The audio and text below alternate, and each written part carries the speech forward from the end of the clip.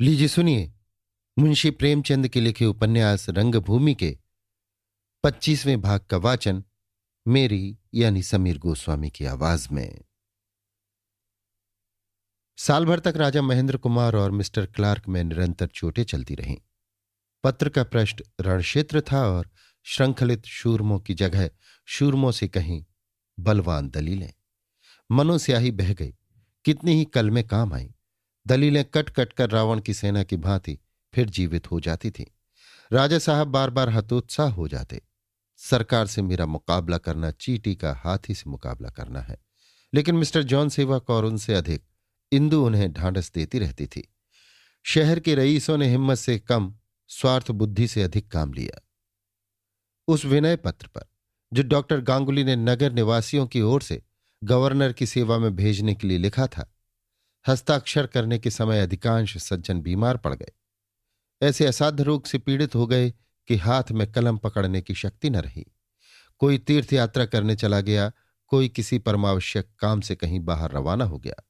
जो गिने गिनाए लोग कोई हीला न कर सके, वे भी हस्ताक्षर करने के बाद मिस्टर क्लार्क से क्षमा प्रार्थना कर आए।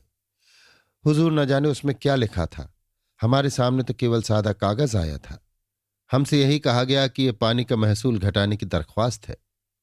हमें मालूम होता कि उस सादे पत्र पर पीछे से हुजूर की शिकायत लिखी जाएगी तो हम भूल कर भी कलम न उठाते। हाँ, जिन महान भावों ने सिगरेट कंपनी के हिस्से लिए थे, उन्हें विवश होकर हस्ताक्षर करने पड़े।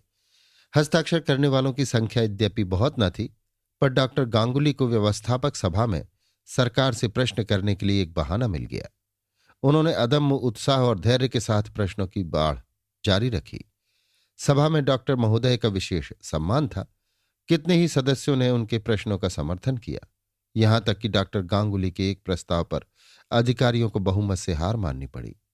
इस प्रस्ताव से लोगों को बड़ी बड़ी आशाएं थी, किंतु जब इसका अभी कुछ असर न हुआ तो जगह जगह सरकार पर अविश्वास प्रकट करने के लिए सभाएं होने लगी।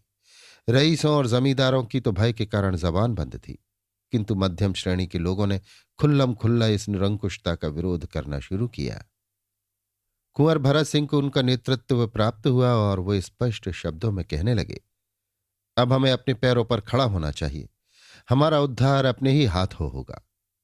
महेंद्र कुमार भी गुप्त रूप से इस दल को प्रोत्साहित करने लगे। डॉक्टर गांगुली के बहुत कुछ आश्वासन देने पर भी शासकों पर उन्हें अश्रद्धा हो गई।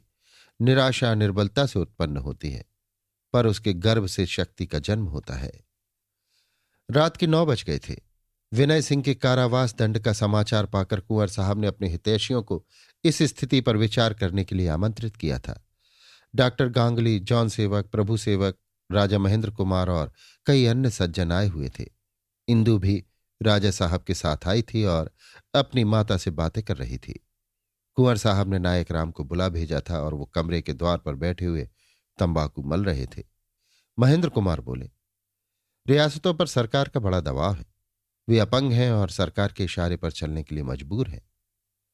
भरत सिंह ने राजा साहब का खंडन किया। जिससे किसी का उपकार ना हो और जिसके अस्तित्व का आधार ही अपकार हो, उसका निशान जितनी जल्दी मिट जाए उतना ही अच्छा। विदेशियों के हाथों में अन्याय का यंत्र बनकर जीवित रहने से तो मर जाना ही उत्तम है। डॉक्टर गांगुली, वहां का हाकिम लोग खुद पते थे। डरता है कि रियासत में स्वाधीन विचारों का प्रचार हो जाएगा तो हम प्रजा को कैसे लूटेगा। राजा मसनद लगाकर बैठता है, उसका नौकर चाकर मनमाना राज करता है।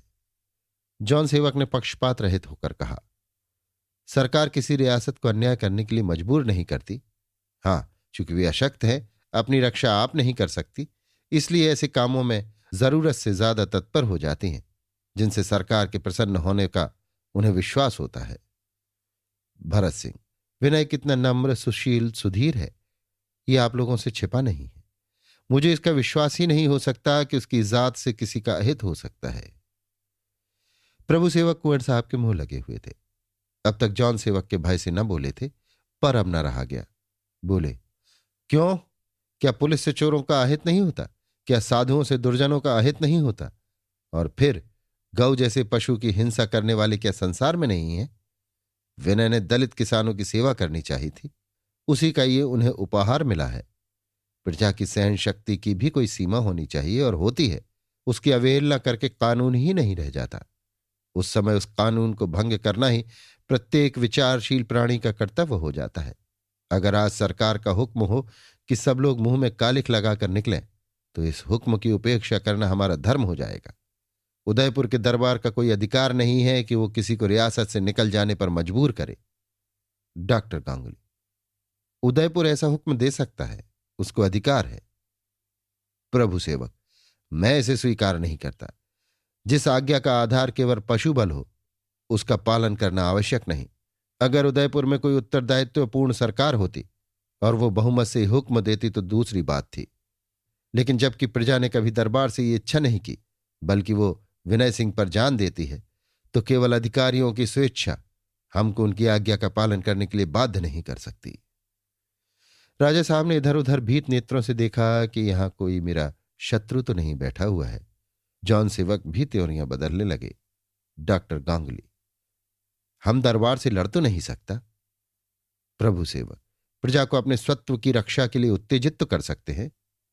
भरत सिंह: इसका परिणाम विद्रोह के सिवा और क्या हो सकता है, और विद्रोह का दमन करने के लिए दरबार सरकार से सहायता लेगा। हजारों बेकसों का खून हो जाएगा।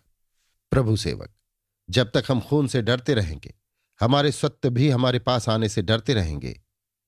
उनकी रक्षा भी तो खून ही से होगी। राजनीति का क्षेत्र समर क्षेत्र से कम भयावह नहीं है। उसमें उतरकर रक्तपात से डरना कापुरुषता है। जॉन सेवक से अब जब्त न हुआ, बोले: तुम जैसे भावुक युवकों को ऐसे गहन राजनीतिक विषयों पर कुछ कहने के पहले अपने शब्दों को खूब तौल लेना चाहिए। ये अवसर शांत और शीतल विचार से काम लेने का है। प्रभु सेवक ने दबी जबान से कहा, मानो मन में कह रहा है, शीतल विचार कायरता का दूसरा नाम है। डॉक्टर गांगुली: मेरे विचार से भारतीय सरकार की सेवा में डेपुटेशन जाना चाहिए। भरत सिंह: सरकार कह देगी हमें दरबार के आंतरिक विषय में दखल देने का अधिकार नहीं। महेंद्र कुमार: दरबार ही के पास क्यों न डेपुटेशन भेजा जाए। जॉन सेवक: हां, यही मेरी सलाह है। राज्य के विरुद्ध आंदोलन करना राज्य को निर्बल बना देता है और प्रजा को दंड। राज्य प्रभुत्व का प्रत्येक दशा में अक्षुण्ण रहना आवश्यक है, अन्यथा उसका फल वही होगा जो आज साम्यवाद का व्यापक रूप धारण कर रहा है। संसार ने 3 शताब्दियों तक जनवाद की परीक्षा की और अंत में हताश हो गया। आज समस्त संसार जनवाद के आतंक से पीड़ित है। हमारा परम सौभाग्य है कि वो अग्निज्वाला अभी तक देश में नहीं पहुंची, और हमें यत्न करना चाहिए कि उससे भविष्य में भी निशंक रहें। कुंवर भरत सिंह जनवाद के बड़े पक्षपाती थे। अपने सिद्धांत का खंडन होते देखकर बोले, फूस का झोपड़ा बनाकर आप अग्निज्वाला से निशंक रह ही नहीं सकते। बहुत संभव है कि ज्वाला के बाहर न आने पर भी घर ही की एक चिंगारी उड़कर उस पर गिर पड़े। आप झोपड़ा रखिए ही क्यों। जनवाद आदर्श व्यवस्था न हो, पर संसार अभी उससे उत्तम कोई शासन विधान नहीं निकाल सका है। खैर, जब यह सिद्ध हो गया कि हम दरबार पर कोई असर नहीं डाल सकते, तो सब्र करने के सिवा और क्या किया जा सकता है। मैं राजनीतिक विषयों से अलग रहना चाहता हूं, क्योंकि उससे कोई फायदा नहीं। स्वाधीनता का मूल्य रक्त है। जब हम में उसके देने की शक्ति ही नहीं रही, तो व्यर्थ में कमर क्यों बांधें, पैंतरे क्यों बदले, ताल क्यों ठोकें। उदासीनता ही में हमारा कल्याण है। प्रभु सेवक: यह तो बहुत मुश्किल है कि आंखों से अपना घर लुटते देखें और मुंह न खोलें। भरत सिंह: हां, बहुत मुश्किल है, पर अपनी वृत्तियों को साधना पड़ेगा। उसका यही उपाय है कि हम कुल्हाड़ी का बेंट न बने। बेंट कुल्हाड़ी की मदद न करे तो कुल्हाड़ी कठोर और तेज होने पर भी हमें बहुत हानि नहीं पहुंचा सकती। यह हमारे लिए घोर लज्जा की बात है कि हम शिक्षा, ऐश्वर्य या धन के बल पर शासकों के दाहिने हाथ बनकर प्रजा का गला काटें और इस बात पर गर्व करें कि हम हाकिम हैं। जॉन सेवक: शिक्षित वर्ग सदैव से राज्य का आश्रित रहा है और रहेगा। राज्य विमुख होकर वो अपना अस्तित्व नहीं मिटा सकता। भरत सिंह: यही तो सबसे बड़ी विपत्ति है। शिक्षित वर्ग जब तक शासकों का आश्रित रहेगा, हम अपने लक्ष्य के जौ भर भी निकट न पहुंच सकेंगे। उसे अपने लिए थोड़े, बहुत थोड़े दिनों के लिए कोई दूसरा ही अवलंब खोजना पड़ेगा। राजा महेंद्र सिंह बंगले झांक रहे थे कि यहां से खिसक जाने का कोई मौका मिल जाए। इस वाद विवाद का अंत करने के इरादे से बोले, तो आप लोगों ने क्या निश्चय किया? दरबार की सेवा में डेपुटेशन भेजा जाएगा? डॉक्टर गांगुली: हम खुद जाकर विनय को छुड़ा लाएगा। भरत सिंह, अगर वधिक ही से प्राण याचना करनी है तो चुप रहना ही अच्छा है, कम से कम बात तो बनी रहेगी। डॉक्टर गांगुली, फिर वही पेसिज्म की बात। हम विनय को समझाकर उसे यहां आने पर राजी कर लेगा। रानी जानवी ने इधर आते हुए इस वाक्य के अंतिम शब्द सुन लिए। गर्व सूचक भाव से बोली, नहीं डॉक्टर गांगुली, आप विनय पर यह कृपा न कीजिए। ये उसकी पहली परीक्षा है। इसमें उसको सहायता देना उसके भविष्य को नष्ट करना है। वो न्याय पक्ष पर है, उसे किसी से दबने की जरूरत नहीं। अगर उसने प्राण भय से इस अन्याय को स्वीकार कर लिया तो सबसे पहले मैं ही उसके माथे पर कालिमा का टीका लगा दूंगी। रानी के ओजपूर्ण शब्दों ने लोगों को विस्मित कर दिया। ऐसा जान पड़ता था कि कोई देवी आकाश से ये संदेश सुनाने के लिए उतर आई है।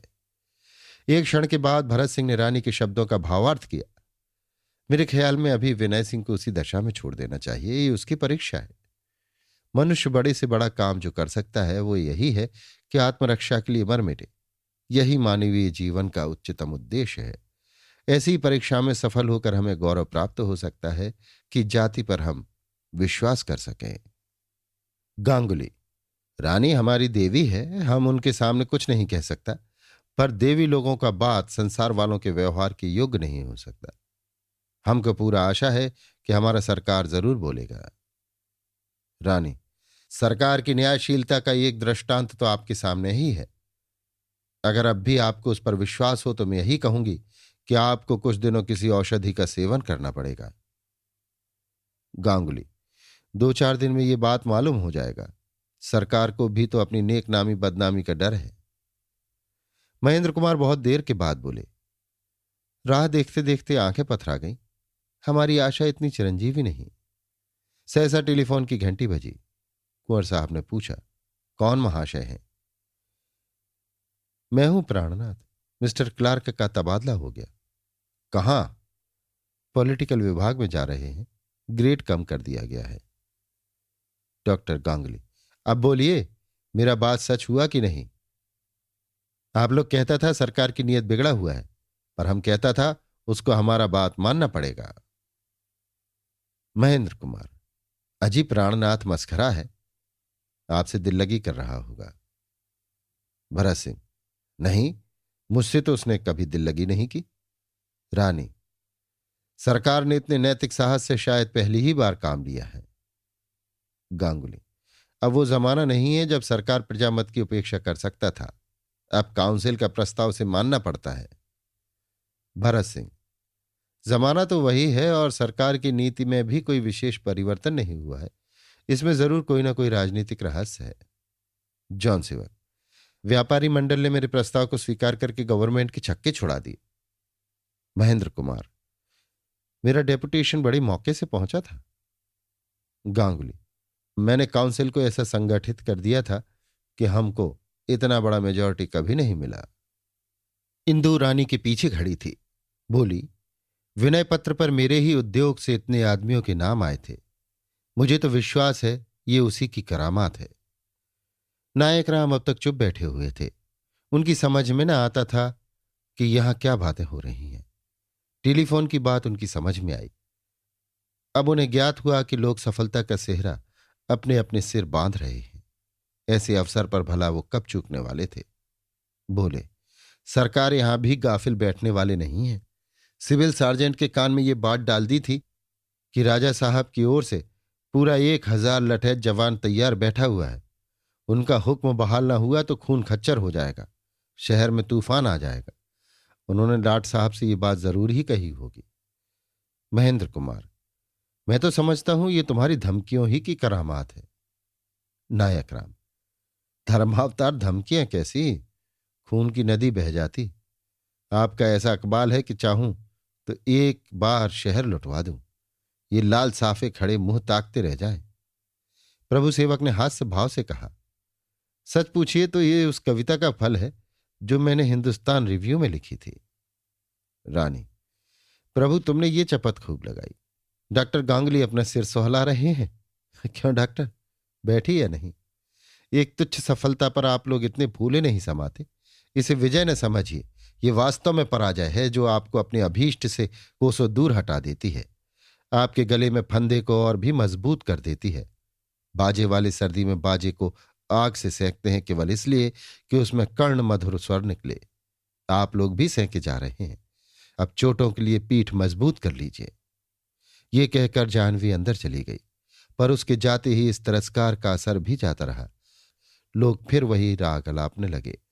महेंद्र कुमार, क्लार्क महोदय भी क्या याद करेंगे कि किसी से पाला पड़ा था। गांगुली, अब इससे कौन इनकार कर सकता है कि ये लोग कितने न्यायप्रिय होते हैं। जॉन सेवक, अब जरा उस अंधे की भी खबर लेनी चाहिए। नायक राम साहब, उसको हार जीत का कोई गम नहीं है। उस जमीन की 10 गुनी भी मिल जाए तो भी वो इसी तरह रहेगा। जॉन सेवक, मैं कल ही से मिल में काम लगा दूंगा।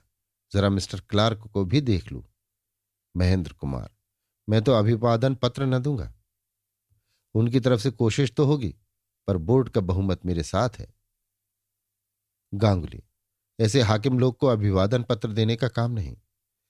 महेंद्र कुमार के पेट में चूहे दौड़ रहे थे कि इंदु से भी इस सुख संवाद पर बातें करूं। यह तो बहुत ही गंभीर पुरुष थे, पर इस विजय ने बालूचित उल्लास से वेहवल कर दिया था। एक नशा सा छाया हुआ था।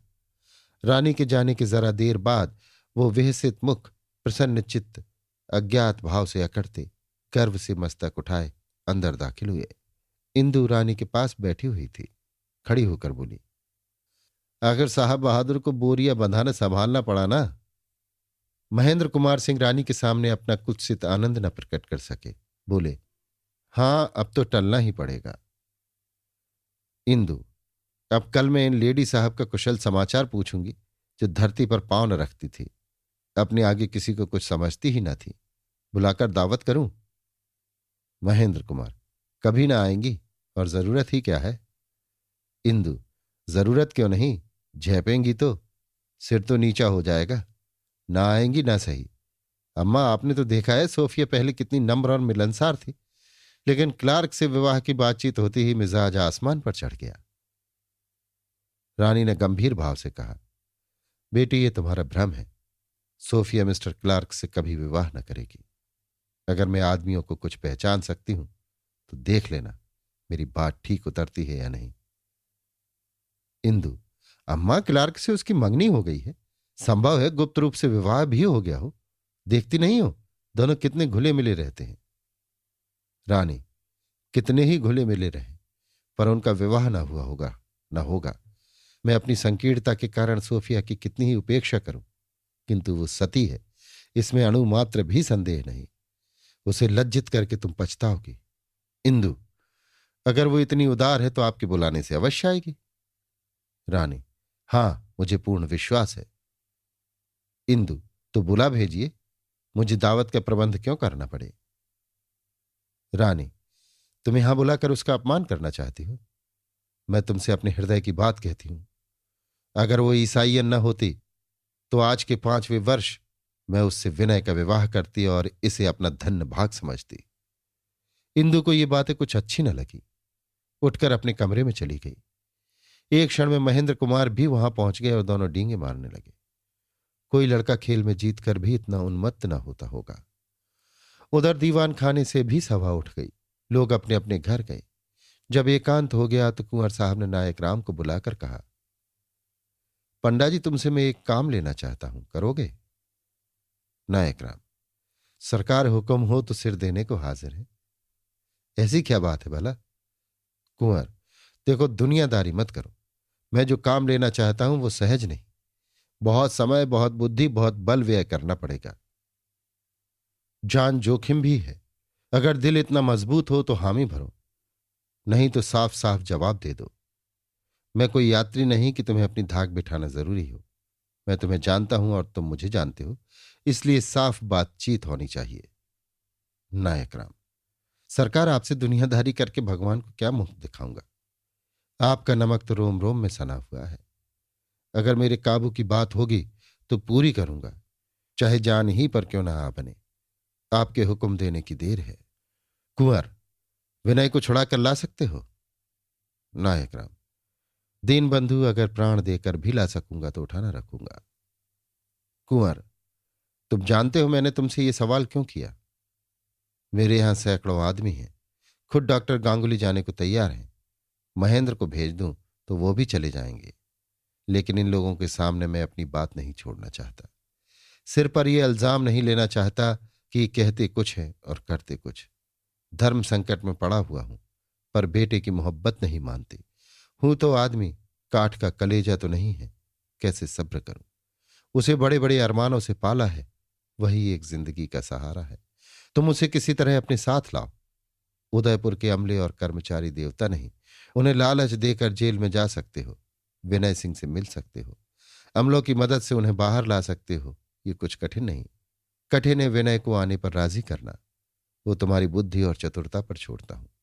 अगर तुम मेरी दशा का ज्ञान उन्हें करा सकोगे तो मुझे विश्वास है वो चले आएंगे। बोलो, कर सकते हो काम? इसका मेहनताना एक बूढ़े बाप के आशीर्वाद के साथ और जो कुछ चाहोगे पेश करूंगा। नायक राम: महाराज, कल चला जाऊंगा। भगवान ने चाहा तो उन्हें साथ लाऊंगा, नहीं तो फिर मुंह न दिखाऊंगा। कुंवर: नहीं पंडा जी, जब उन्हें मालूम हो जाएगा कि मैं कितना विकल हूं तो वो चले आएंगे।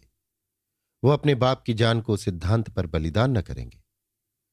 उनके लिए मैंने अपने जीवन की काया पलट कर दी, ये फकीरी भेष धारण किया। क्या वो मेरे लिए इतना भी ना करेंगे? पंडा जी, सोचो, जिस आदमी ने हमेशा मखमली बिछौनों पर आराम किया हो, उसे इस काठ के तख्त पर आराम मिल सकता है? विनय का प्रेम ही वो मंत्र है जिसके वश होकर मैं ये कठिन तपस्या कर रहा हूं।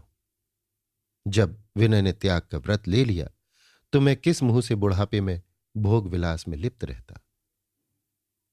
आह, ये सब जाह्नवी के बोए हुए कांटे हैं, उसके आगे मेरी कुछ नहीं चलती।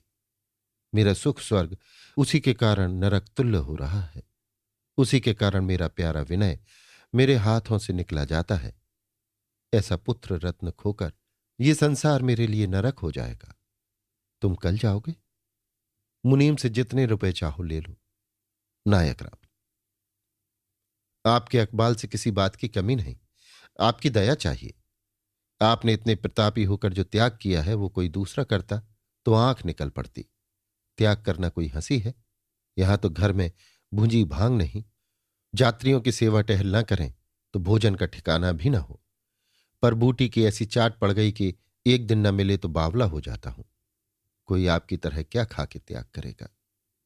कुंवर: ये तो मानी हुई बात है कि तुम गए तो विनय को लेकर ही लौटोगे। अब ये बताओ कि मैं तुम्हें क्या दक्षिणा दूं? तुम्हारी सबसे बड़ी अभिलाषा क्या है? नायक राम: सरकार की कृपा बनी रहे, मेरे लिए ये कुछ कम नहीं। कुंवर: तो इसका आशय यह है कि तुम मेरा काम नहीं करना चाहते? नायक राम: सरकार ऐसी बात न कहें। आप मुझे पालते हैं, आपका हुक्म न बजा लाऊंगा तो भगवान को क्या मुंह दिखाऊंगा? और फिर आपका काम कैसा? अपना ही काम है। कुंवर: नहीं भाई, मैं तुम्हें सेंत में इतना कष्ट नहीं देना चाहता। ये सबसे बड़ा सलूक है जो तुम मेरे साथ कर रहे हो। मैं भी तुम्हारे साथ वही सलूक करना चाहता हूं जिसे तुम सबसे बड़ा समझते हो। तुम्हारे क्या लड़के हैं? नायक राम ने सिर झुकाकर कहा, धर्म अवतार अभी तो ब्याह ही नहीं हुआ। कुंवर: अरे, ये क्या बात है? आधी उम्र गुजर गई और तुम अभी कुंवारे ही बैठे हो। नायक राम: सरकार, तकदीर के सिवा और क्या कहूं? इन शब्दों में इतनी मर्मांतक वेदना भरी हुई थी कि कुंवर साहब पर नायक राम की चिर संचित अभिलाषा प्रकट हो गई। बोले, तो तुम घर में अकेले ही रहते हो? नायक राम: हां धर्मावतार, भूत की भांति अकेला ही पड़ा रहता हूं। आपके अकबाल से 2 खंड का मकान है, बाग बगीचे हैं, गाय भैंसे हैं, पर रहने वाला कोई नहीं, भोगने वाला कोई नहीं। हमारी बिरादरी में उन्हीं का ब्याह होता है जो बड़े भाग्यवान होते हैं। कुंवर मुस्कुराकर, तो तुम्हारा विवाह कहीं ठहरा दूं? नायक राम: महाराज, ऐसी तकदीर कहां। कुंवर: तकदीर मैं बना दूंगा, मगर ये कैद तो नहीं है कि कन्या बहुत ऊंचे कुल की हो। नायक राम: दीनबंधु, कन्याओं के लिए ऊंचा नीचा कुल नहीं देखा जाता। कन्या और गौ तो पवित्र हैं, ब्राह्मण के घर आकर और भी पवित्र हो जाती हैं। फिर जिसने दान लिया, संसार भर का पाप हजम किया, तो फिर औरत की क्या बात है? जिसका ब्याह नहीं हुआ, सरकार उसकी जिंदगानी 2 कौड़ी की। कुंवर: अच्छी बात है, ईश्वर ने चाहा तो लौटते ही दूल्हा बनोगे। तुमने पहले कभी चर्चा ही नहीं की। नायक राम: सरकार ये बात आपसे क्या कहता? अपने हेलियों मेलियों के सिवा और किसी से चर्चा नहीं की। कहती लाज आती है। जो सुनेगा वो समझेगा इसमें कोई ना कोई ऐब जरूर है। कई बार लबारियों की बातों में आकर सैकड़ों रुपए गवाए। अब किसी से नहीं कह सकता। भगवान के आसरे बैठा हूं। कुंवर, तो कल किस गाड़ी से जाओगे? नायक राम, हुजूर डाक से चला जाऊंगा। कुंवर, ईश्वर करे जल्द लौटो। मेरी आंखें तुम्हारी ओर रहेंगी। ये लो खर्च के लिए लेते जाओ। ये कहकर कुंवर साहब ने मुनीम को बुलाकर उसके कान में कुछ कहा। मुनीम ने नायक राम को अपने साथ आने का इशारा किया और अपनी गद्दी पर बैठकर बोला, बोलो, कितना हमारा कितना तुम्हारा? नायक राम, क्या यह भी कोई दक्षिणा है? मुनीम, रकम तो तुम्हारे हाथ जाती है। नायक राम, मेरे हाथ नहीं आती, विनय सिंह के पास भेजी जा रही है। बचा, मुसीबत में भी मालिक से नमक हरामी करते हो। उनके ऊपर तो विपत पड़ी है और तुम्हें अपना घर भरने की धुन है। तुम जैसे लालचियों को तो ऐसी जगह मारे जहां पानी न मिले। मुनीम ने लज्जित होकर नोटों का एक पुलिंदा नायक राम को दे दिया। नायक राम ने गिनकर नोटों को कमर में बांधा और मुनीम से बोला, मेरी कुछ दक्षिणा दिलवाते हो? मुनीम, कैसी दक्षिणा? नायक राम, नगद रुपयों की। नौकरी प्यारी है कि नहीं?